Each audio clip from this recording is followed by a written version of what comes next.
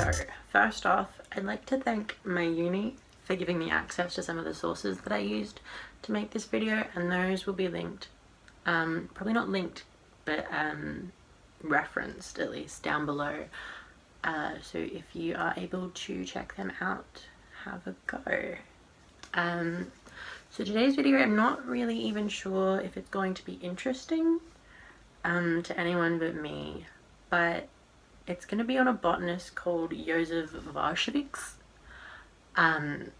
and he was this dude who traveled around South America in the 1800s and discovered a lot of, well, you know, brought back to Europe a lot of plant specimens that hadn't previously been formally identified. And you've probably come across some of the plants that he actually discovered. So there's the Calathea warscewiczii, there's a Philodendron warscewiczii, there's an Anthurium warscewiczii, there's a Begonia warscewiczii, and there's a Phragmipedium, so an orchid, warscewichianum. There's a Miltonia, another orchid, Warscewiczii. Another orchid, Fernandezia subulifera, which has previously been called something else, Warszewicii. There's a Cattleya Warscewiczii. The begonia is actually Begonia conchifolia, but a synonym for that is Begonia Warscewiczii. And what's really interesting about this is it's that he was a collecting botanist, so someone who went out and got plants and sent them back to Europe, and then other people formally identified and named them. And so all of these different people have decided to call all of these different plants his name, and there's like no need to recognize that formally, so it's quite interesting that all these botanists in Europe decided that these plants were worthy of his name. And that sort of comes down to his nationality and how that affected where he sent plants. And we'll sort of get into that a bit. But yeah, I just think it's really interesting to start off with all of those different species. And that he hasn't, I mean, lots of times when you see a Latin botanical name that has an obvious name like Watsonia, so it's named after someone called Watson, that'll be because the person was just like, oh, what's my name? I think I'll call this plant me, because I'm really super important. But these plants will be named after him not because he was an asshole wanker person who decided to name a plant after himself. These plants are named after him because people felt that he was really valued in the botanical community at the time. So, you know, your basic shit. He was born in 1812 and died in 1866. So he was born Lithuanian, but born in Poland, and he was born into an impoverished, what do they say? Impoverished lower nobility is what I've read a couple of places, so he was poor but also rich. Kind of confusing, and there isn't a lot of information about his early life or his family, but that's just what we get, impoverished lower nobility. So probably his relatives were a little bit higher in standing. As his first sort of professional job, he became a gardener at the Vilnius University Botanical Gardens. And then during what's called the November Uprising in 1830, 1830 to 31, so the Russians controlled Poland. I'll put a map up of how Europe looked at the time, but the Russians controlled Poland, the Polish wanted Poland back. There was an uprising against the Russians, but it didn't go so well, and then all of the Polish were expelled from Poland, and his family went to Germany. So for a brief period, he was the head gardener at a public garden in East Prussia, and then he moved to Berlin, and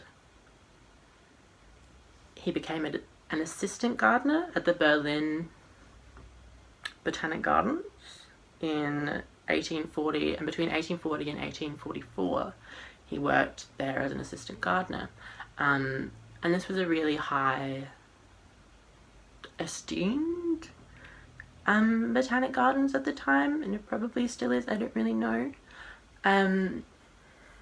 But this is where he met a lot of influential botanists and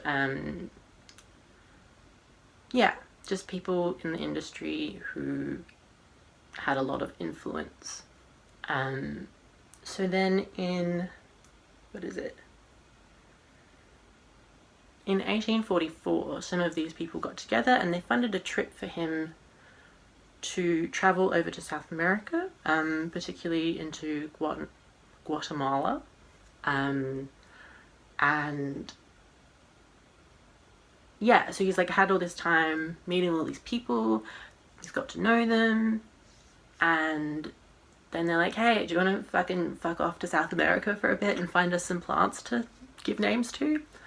And he was like, fuck yeah. So he fucks off to South America in 1844. So between 1844 and 1850, he makes multiple trips to South America and then back to Europe, because on his first time traveling over to South America, he gets a bit of yellow fever, and that sort of reoccurs throughout his life, and he has to go back to Europe when he gets sick or struggle in South America. So he primarily travels throughout South and Central America, but he also goes as far north as Oregon, and he goes into California and Texas. I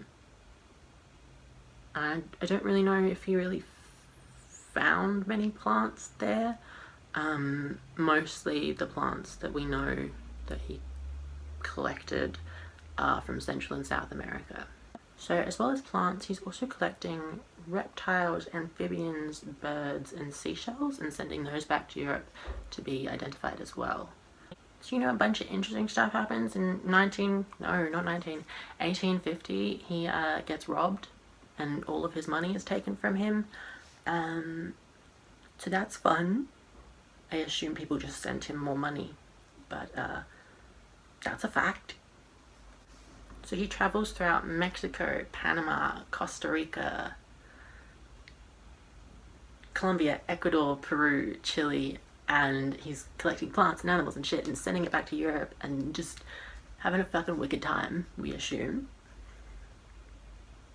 But unfortunately he's not the best record keeper. He didn't publish any reports of his trips, which was sort of a done thing at the time, you know? You'd record all of the plants that you collected and sent back to Europe, and you'd make a report at the end and kind of show off with how many of each you'd collected. He didn't do that. Wasn't a fan of that. And also there's some evidence that he probably, the records that he did keep aren't that correct, particularly with amphibians. There's a report that I read that he collected like 7 species from the one genus of amphibians, and just said they were all from Guatemala, and they've never been found in Guatemala again, but they're found quite commonly in other parts of South America where he probably did travel. So that's fun. So then in 1850 he comes back to Europe because he's been sort of promised a position at the Krakow? Yeah, the Krakow Botanic Garden. So that's where he was born, in Krakow. So he's been offered a position to be the head gardener there. But at the time, Krakow was under Austrian Germanic rule. And so a lot of the bureaucratic parts of society were being done by people who only spoke German, despite the population speaking Polish. So he's been promised this position, and then it's not given to him straight away because he speaks Polish, but the other head of the garden suggests that it's a good idea for him to speak Polish because the people below him working in the garden will speak Polish. But yeah, there's this 4-year bureaucratic battle, which I read another report on. Not very interesting. But yeah, so for the later part of his life, he works at the Krakow Botanic Gardens as the head, like the head inspector, I think the title was, of the garden. And he brings a lot of plants with him when he comes back from South America to Krakow, and he works on improving the facilities of the garden, and yeah, and he's really quite a celebrated botanist,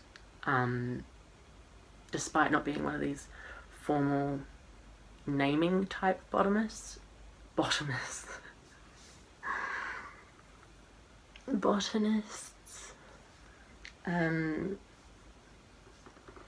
So yeah, he works there for 13 years until he dies. And there's a street named after him in Poland, and in 2012 they released a stamp of the 200th anniversary of his birth. So yeah, he's quite an important figure. And one of the reasons for that is because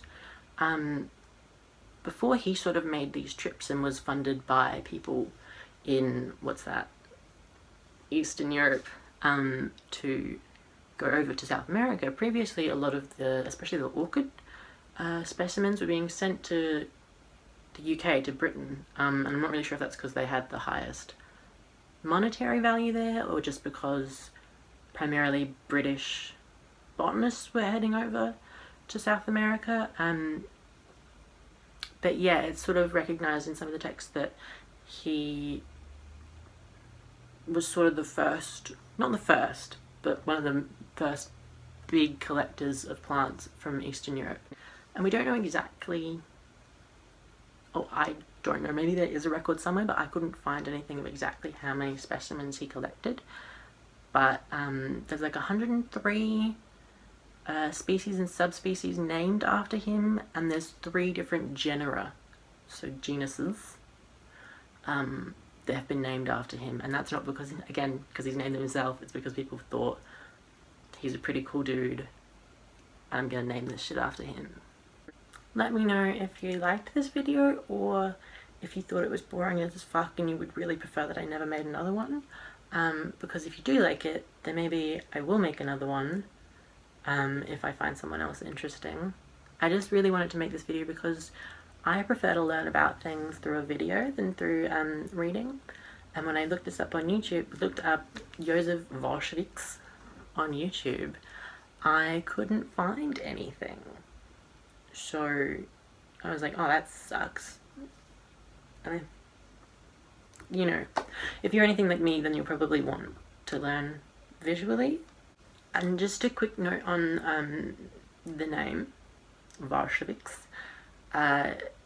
If you see it written in Latin, it's often Warscewiczii or warscewiczianum, and that's just based on the Latin part of the first name. But one thing that is key to note is that there are 3 ways that you can pronounce it in a Latin word, so Warscewiczii. You can either choose to say it in Latin, which I do not even know how to do, because you pronounce the syllables end in the vowel, so it would be va, So forget about that. We're not doing it in Latin. You can choose to do it how it would be pronounced in your mother tongue, or you can choose how it would be done in the original language, which I think is how I'm doing it. I don't really know. I don't know Polish. But I think I'm doing it in the Polish way, because even doing it in the English would be, it's even more complicated because you're saying war. I don't know. Anyway, that's all. Bye.